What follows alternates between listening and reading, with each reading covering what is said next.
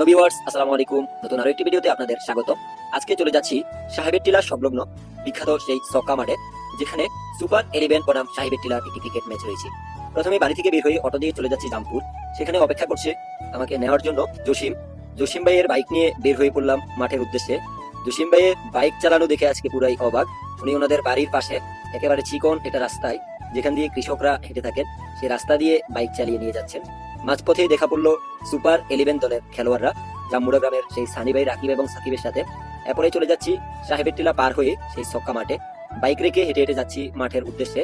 চারিদিকের প্রকৃতি একেবারে উপভোগ করার মতো ছিল। হেঁটে হেঁটে যাচ্ছি এই সেই বিখ্যাত সক্কা মাঠ, যেখানে ছোটকালে অনেক ক্রিকেট খেলেছিলাম জাম্মুড়া গ্রামের সিনিয়র বড় ভাইদের সাথে।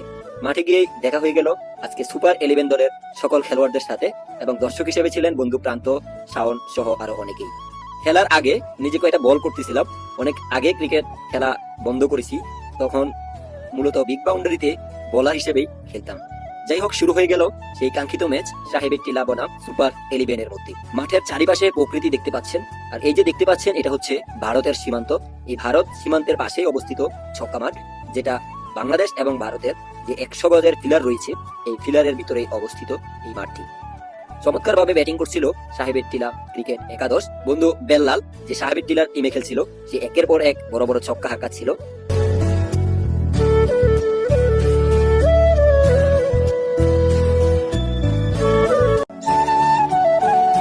আর এদিকে সাকিব, সে কিনা এমন এক জায়গায় ফিল্ডিং এ দাঁড়িয়েছে, তার কাছে পুরো ম্যাচে একটা বলও আসেনি।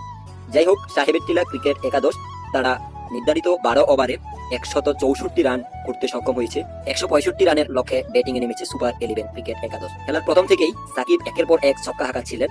এক ওভারে পরপর 3টি ছক্কা হাঁকানোর পরে তার ইনিংসটি আর বেশি লম্বা করতে পারেনি। সে বোল্ড আউট হয়ে প্যাভিলিয়নে ফেরত যান। এরপরেই ইনিংসের হাল ধরেন রাকিব। বলতে না বলতেই সুপার 11 এর দ্বিতীয় উইকেটের পতন হওয়ার পর মাঠে নামেন দলের অন্যতম সেরা খেলোয়াড় সোহেল এবং রাকিব দুইজনে মিলে প্রায় 80 রানের দারুণ একটি পার্টনারশিপ করে, যেখানে রাকিব একাই করেছেন 50+ রান এবং সোহেল ভাই তিনি করেছিলেন 40+ রান। তাদের দুইজনের এই পার্টনারশিপ সুপার 11 দলকে জয়ের একেবারে দ্বার প্রান্তে নিয়ে যায়। 50+ রান করার পর রাকিব আউট হয়ে যাওয়ার পরে সেখানে ওসমান চমৎকার একটি ইনিংস খেলেন।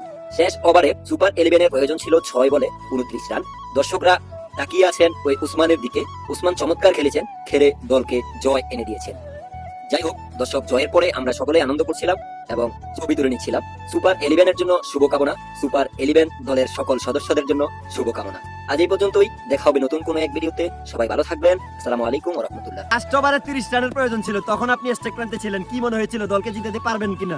জি ভাই, আশাবাদী আমি ছিলাম। ইনশাল্লাহ আমি শতভাগী আশাবাদী ছিলাম যে লাস্ট 6 বলে 5টা বাউন্ডারি খেলা